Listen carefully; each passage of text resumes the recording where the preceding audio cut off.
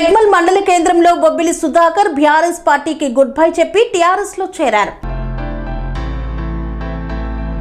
ఆందోళన నియోజకవర్గం టెక్మల్ మండల కేంద్రంలో తెలంగాణ మలిదశ ఉద్యమకారుడు బొబ్బిలి సుధాకర్ బీఆర్ఎస్ పార్టీకి గుడ్ బై చెప్పి టీఆర్ఎస్ పార్టీలో చేరారు. సంగారెడ్డి ఆందోళన నియోజకవర్గం ఇన్ఛార్జ్ మాసన్నగారి బాలయ్య ఆధ్వర్యంలో టీఆర్ఎస్ పార్టీలో చేరారు. ఈ సందర్భంగా టీఆర్ఎస్ పార్టీలో భారీ చేరికలు జరిగాయి. నేడు జరిగినటువంటి సమావేశానికి మరి మాకు ముందుగానే ఇన్ఫర్మేషన్ ఇచ్చిన మన మాజీ చైర్మన్, ఉమ్మడి మెదక్ జిల్లా మాజీ చైర్మన్, జిల్లా పరిషత్ చైర్మన్ బాలన్న గారి ఆధ్వర్యంలో మరి తమ్ముడు ఉందంటే సరే నేను కూడా నేను ఎంత ఉన్నా అని చెప్పేసి అనగానే ఇక తన కూడా నాకు రోజు కాంటాక్ట్లో ఉండేసినాక నేను కూడా నాతో పాటు మాజీ మెంబరు కాళచందర్, చింతబాలాజీ, మాణిక్యం, సదానంద, కోసయ్య, బాబురావు, చింతభూమయ్య, సామ్రాట్, అశోక్, రాజారాం, కరుల కిషోర్, మీతో పాటు మిగతా ఈ కార్యకర్తలను అంటే దీని ఉద్దేశం ఏమిటో నేను ఎందుకు ఇంత ఆయాసంతో దీంట్లో కలిసినంటే మొట్టమొదటిసారి పార్టీ ఎప్పుడైతే టీఆర్ఎస్ అనే తెలంగాణ రాష్ట్ర సమితి పెట్టిరో కేసీఆర్, మరి అప్పటి నుంచి కూడా నేను ఇప్పటి వరకు పోరాట యోజన తప్ప నేను మన మీద తప్పకుండా యుద్ధానికి సిద్ధంగా ఉండి కంకణం కట్టుకొని ప్రాణాలకు సైతం లెక్క చేయకుండా నేను జెండాలు మోసి జైలు కొట్టిన కానీ ఉంచి అట్లా అంతా పని చేసినా కానీ నన్ను ఎక్కడ ఉంచినంటే ఒక డిస్క్లోజబుల్ గ్లాస్ లాగా నన్ను వాడుకున్న మండల నాయకుల మీద నాకు చాలా అసూయ పెరిగి నేను బాలన్న గారి ఆధ్వర్యంలో తెలంగాణ రక్షణ సేన కవితమ్మ పార్టీలో ఈరోజు చేరడం, నాతో పాటు ఒక 20 మంది కార్యకర్తలను నేను తీసుకొచ్చి చేర్పించడం జరిగింది. అయితే 2 సార్లు రిజర్వేషన్ వచ్చింది ఎంపీటీసీ, 2 సార్లు రిజర్వేషన్ ఎంపీటీసీ ఎలక్షన్ వచ్చినాక ఫస్ట్ టైంలో మండల పార్టీ అధ్యక్షుడు జెడ్పీటీసీగా వీరప్ప జెడ్పీటీసీగా నిలబడ్డప్పుడు అప్పుడు కూడా రిజర్వేషన్ నాకు మహిళకు వస్తే అన్న నాకు సీటు కావాలంటే నాకు అప్పుడు కూడా సరే నీకు ఎందుకు తర్వాత నిలబడదామని ఆ సీటు కూడా నేను ఇవ్వనీయకుండా చేసింది. అదే అయిపోయినాక మళ్ళీ 5 ఏళ్ళకు మళ్ళా జనరల్ వచ్చింది, ఎంపీపీ మహిళ వచ్చింది. నేను ఎమ్మెల్యే క్యాంప్ ఆఫీస్కు నాతో పాటు అందరం వెళ్తే ఎమ్మెల్యే క్రాంతి కిరణ్ అయినటువంటి క్రాంతి కిరణ్ తమ్ముడు రాహుల్ కిరణ్ అన్న నాకు బీఫామ్ కావాలి, నేను ఉద్యమకారుణ్ణి, నేను కూడా గట్టిగా నేను పార్టీలో పనిచేసిన, నాకు ఖచ్చితంగా బీఫామ్ ఇస్తే నేను గెలిచి చూపిస్తానంటే నువ్వు 30 లక్షలు తీసుకొస్తే నీకు బీఫామ్ ఇస్తా అని చంటి క్రాంతి కిరణ్ గారి యొక్క సోదరుడు అయినటువంటి రాహుల్ కిరణ్ గారు నాకు చెప్పడం జరిగింది. నేను 30 లక్షలు ఎందుకు ఇవ్వాలన్నా, ఇప్పుడు ఎమ్మెల్యేకు మరి నిలబడ్డారు, మీరు ఎమ్మెల్యేకి ఎంత ఫండ్ ఇచ్చారు, మరి మీరు కూడా కేసీఆర్ గారికి అంటే అవన్నీ నువ్వు ఎక్స్ట్రాలు ఏం మాట్లాడకు, 30 లక్షలు ఇస్తే నువ్వు ఇంటికి బీఫామ్ తీసుకో అంటే దాని ఉద్దేశము నేను 30 లక్షలు ఇవ్వలేను, నాకు బీఫామే. ఒకవేళ ఆయన 30 లక్షలే మాట్లాడుతుంటే మరి మండల నాయకులు, టేక్మాల్ మండల నాయకులు, పార్టీ అధ్యక్షులు, మండల నాయకులు గట్టిగా ఉండి అన్న ఆయన ఉద్యమకారుడు, ఆయనకు బీఫామ్ ఖచ్చితంగా నువ్వు ఇవ్వాలి, ఆయనకి ఇస్తే మేము గట్టిగా ఉంటాం లేకపోతే లేదని వీళ్ళు ఖచ్చితంగా వాళ్ళు నా వైపు ఉంటే నాకు బీఫామ్ రెండోసారి ఇచ్చేటోడు. అదే ఫస్ట్ ఎవరికైతే ఇచ్చిరో ఆర్థికం పరంగా ఉన్నటువంటి వ్యక్తికి రెండోసారి కూడా సమయానికి వచ్చి ఆయనకే బీఫామ్ ఇవ్వడం జరిగిన కానీ ఒక రెబల్గా నేను పోటీ చేసి కత్తెర గుర్తు వస్తే నేను కత్తెర గుర్తు మీద ఇండిపెండెంట్గా వేస్తే ఎమ్మెల్యే క్రాంతి కిరణ్ వచ్చి బస్టాండ్లో మైక్ పట్టి మీటింగ్ చెప్పి స్పీచ్ ఇచ్చిండు, నా మీద స్పీచ్ ఇచ్చిన కత్తెర గుర్తు పోటీ కారు గుర్తు పోటీ అయ్యిండని స్పీచ్ ఇస్తే కూడా కారు గుర్తును కత్తెర గుర్తును పోటీ 3వ స్థానంలో కారు గుర్తు వచ్చింది. దగ్గర గెలుపు దిశగా ఉండి 2వ స్థానంలో ఇండిపెండెంట్గా అయినటువంటి కత్తెర గుర్తు నేను దానికి నేను టేక్మల్ గ్రామ ప్రజలకు నేను రుణపడి ఉంటా.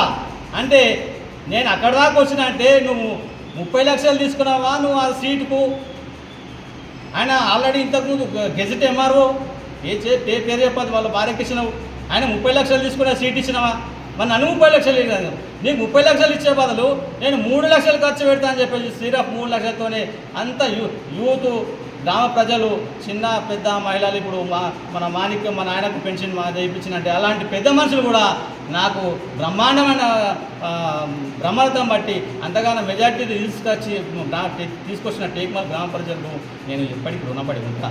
మరి నేను ఎందుకు పనిచేస్తున్నా టీఆర్ఎస్లో? టీఆర్ఎస్ అయిపోయి ఇప్పుడు బీఆర్ఎస్ అయింది. నన్ను ఏడా వస్తున్నారంటే జయంతిల కాడ, వర్ధంతుల కాడ, జెండాల కాడ, దిష్టి బొమ్మల కాడ. ఇక పదవిలు రాగానే నాకు ఫోన్ రాదు, ఫోన్ చేయరుగా నాకు. ఇప్పుడు వచ్చిన వారికి దొంగలకు సర్ది కట్టినట్టు ఇప్పుడు మొన్న వచ్చిన కాంగ్రెస్ టీఆర్ఎస్లో బీఆర్ఎస్ పార్టీలో కలిసిన వ్యక్తులకు వాళ్ళు వెంబడేసుకునేది ఉంటుంది. వాళ్ళు చూడ పార్టీ ఖరాబ్ అవుతుంది, అది నాకు తెలుసు, అది వాళ్ళకు కూడా తెలుసు. కానీ నేను అన్నాను నన్ను నుంచి వాళ్ళకు నువ్వు దొంగలకు సర్ది కట్టినట్టు వాళ్ళకు సర్ది కూడా కడితే నేను ఉద్యమకారుణ్ణి ప్రాణాలు దామోదర్ కాంగ్రెస్ రూలింగ్ ఉంటే దామోదర్ సాబు డిప్యూటీ సీఎం ఉంటే అప్పుడు నేను ఒక వార్డు మెంబర్కి ఉండి కారుకు ఆయనకు తెలంగాణ రావాలని చెప్పేసి నా వెహికల్ కీనే అడ్డం పాడు కూడా అప్పట్లో 2005 నేను వార్డు మెంబర్ ఆయన కారుకు అడ్డం పండుకున్న ప్రాణాలు పోలీసారని నా మీదకి అనుకున్నా. కానీ నాకు ఇప్పటివరకు కూడా బీఆర్ఎస్ పార్టీలో గుర్తింపు అనేది లేదు. దానికని నాకు చాలా వాళ్ళ మీద చాలా అసూయ వేసి నాకు ఎందుకంటే విపరీతమైన బాధ. నేను ఈ బాధలో కూడా ఉన్నా కానీ వాళ్ళు సరే కొంచెం హుషారైనో లేదో అది వేరే విషయం, వాళ్ళకు తెలుసు, సిక్క ఉన్నట్టుగా ఉన్నదని కూడా తెలుసు. అయినా అసలు సమయానికి నాకెందుకు ఫోన్ చేయరు, నాకెందుకు విలువయ్యారు, నాకెందుకు పదవి ఇయ్యరు, నేను పనికిరాని వ్యక్తిని, నేను అసమర్థున్నా. నాకు ఇవన్నీ కూడా నాకు మనసుకు బాధ చెంది నేను మరి ఒక నిర్ణయానికి, ఎందుకంటే ఒకసారి బాలన్న ఫోన్ చేస్తే ఉద్యమకారులది జూపేటలో మీటింగ్ ఉంది తమ్మి, నువ్వు వస్తావా అని వీరన్నకు వాళ్ళకు భాస్కర్కు వాళ్ళకు అందరికి ఫోన్ చేసిన అంటే నేను అట్లా వస్తుడు కాదన్న, నేను నీ వెంటనే వస్తాయిగా అంటే అప్పుడు కూడా అన్న కృషి నేను నీ వెంటనే వస్తా, నేను ఒక్కని నాతో పడిపోదామని కార్యకర్తలు తీసుకొస్తా అని చెప్పేసి నేను తనకు మాట ఇవ్వడం జరిగింది. రాబోయే ఎలక్షన్లో అందోలుగా నియమించినటువంటి ఎమ్మెల్యే టికెట్ తినకు బాలనకు నియమించినటువంటి ఆ ఎమ్మెల్యేగా మరి మేము కార్యకర్తలం అందరము ఊర తిరిగి మండలం మొత్తంగా తిరిగి మొత్తం జిల్లా వ్యాప్తంగా అందోలు కాన్స్టిట్యున్సీ వ్యాప్తంగా గడప గడప తిరిగి అసెంబ్లీకి ఎమ్మెల్యేగా తిన బాలన పంపుతామని చెప్పేసి నేను ఖచ్చితంగా మాట ఇస్తాను. అవకాశం ఇచ్చినందుకు నాతో పాటు కార్యకర్తలకు మరి ఉమ్మడి మెదక్ జిల్లా జెడ్పీ జిల్లా పరిషత్ మాజీ చైర్మన్ అన్నగారికి మరి కవితమ్మ గారికి చాలా ధన్యవాదాలు తెలియజేస్తూ మరి అన్నకు ఎందుకంటే గరీబుతనం నుంచి కూడా తెలుసు, గరీబీ నుంచే కొంచెం ఈ స్థాయికి వచ్చిండు. మరి మా గరీబోళ్ళని కూడా ఆ విధంగానే ఆదుకుంటాడని చెప్పేసి నేను అన్నపై మేమందరం కూడా ఆశలు పెట్టుకొని ఇలా చేరడము ఏదో కూర్చో దానికో ఆశామాష అన్నట్టు ఆశకేదో పోయినట్టు కాదు.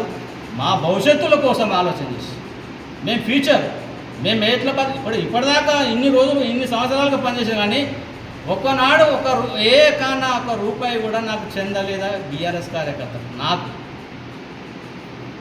ఏదన్నా సీక్రెట్ మీటింగ్లు వస్తే వాళ్ళే ముగ్గురు అన్నదమ్ములు ఉన్నారు బీఆర్ఎస్ పార్టీలో. ఇక ఆ ముగ్గురు అన్నదమ్ములే. ఇక నేను ఇంకోటి వచ్చిండు ఇక నేను చెప్పా, ఇక నేను 5వ నన్ను ఆఖరికి అయిపోయింది. నాకు ఇలాగా విసుగు చెంది నేను తెలంగాణ రక్షణ సేన కవితమ్మ పార్టీలో బాలన్న గారి ఆధ్వర్యంలో నేను చేరడం జరిగింది. వీడికని కంకణం కట్టుకొని ఊరూరా వాడవాడ గడప గడప ప్రతి ఒక్కరికి అంతకుముందు ఎట్లా పనిచేసినావో ఇంకా తనకు నాకు వీక్నెస్ కొంచెం అయినా దేవుని దయతో ఇంకా కొంచెం ఆరోగ్యరీత్యా నేను మంచి అయితే గడపకు దండం పెట్టి ఖచ్చితంగా అన్న కోసం పోరాడి అన్నను అసెంబ్లీకి పంపించే బాధ్యత మా అందరిపైన ఉందని అవకాశం ఇచ్చేందుకు ధన్యవాదాలు. సామాజిక న్యాయ సంకల్ప సభ అని చెప్పి మరి హైదరాబాద్ సర్వోన్నతంలో పెట్టడం జరిగింది.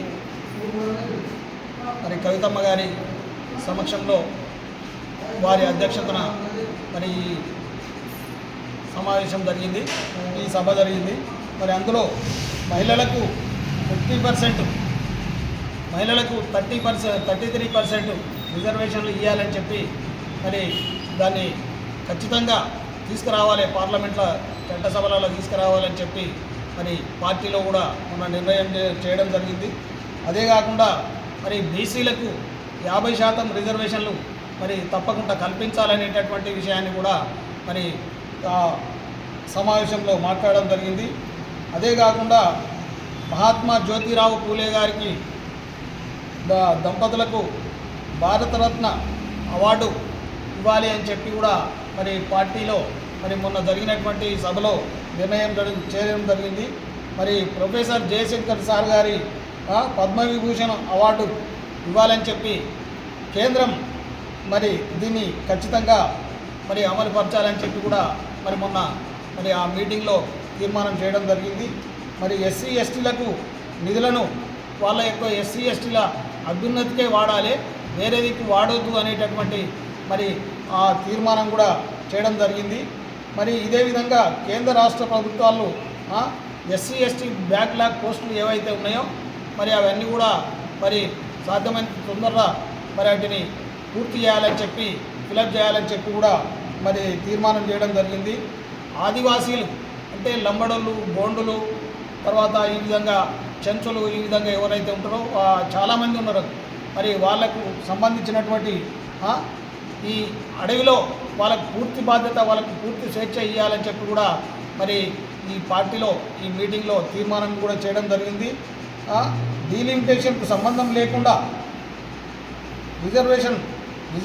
రిజర్వేషన్లు ఇవ్వాలని చెప్పి కూడా మరి తీర్మానం చేయడం జరిగింది. చట్టసభలలో మరి మహిళలకు ఆర్థిక స్వావలంబన మరి క్రిస్టియన్లకు కానీ, ముస్లింలకు కానీ, సిఖ్లకు కానీ అందరికీ కూడా ఆర్థిక స్వావలంబన ఉండేలా మరి చేయాలని చెప్పి కూడా మరి తీర్మానం చేయడం జరిగింది ఈ బీసీ సంకల్ప సభలో.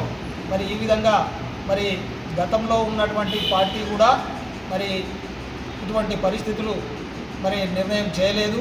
మరి ఇప్పుడున్నటువంటి కాంగ్రెస్ ప్రభుత్వం కూడా మరి అన్ని కలబల్లి మాటలు చెప్పి పెన్షన్లు ఇస్తామని చెప్పి మరి రకరకాలుగా స్కూటీలు ఇస్తామని మరి అదే కాకుండా మరి విద్యార్థులకు మరి మీరు పీజీ చదువుకుంటే ఇంత ఇస్తామని చెప్పి, ఇంటర్మీడియట్ చదివితే ఇంత ఇస్తామని, డిగ్రీ చదివితే ఇంత ఇస్తామని చెప్పి ఈ విధంగా చెప్పి పూర్తిగా మభ్యపెట్టి మరి వికలాంగులకు కూడా మరి పెన్షన్లు ఇంత పెంచుతామని చెప్పి, అదేవిధంగా మరి వృద్ధాప్య పెన్షన్లను కూడా పెంచుతామని చెప్పి మరి 3 సంవత్సరాలు గడుస్తున్నా మరి ఇప్పటి వరకు కూడా ఒక్క రూపాయి కూడా పెంచలేదు.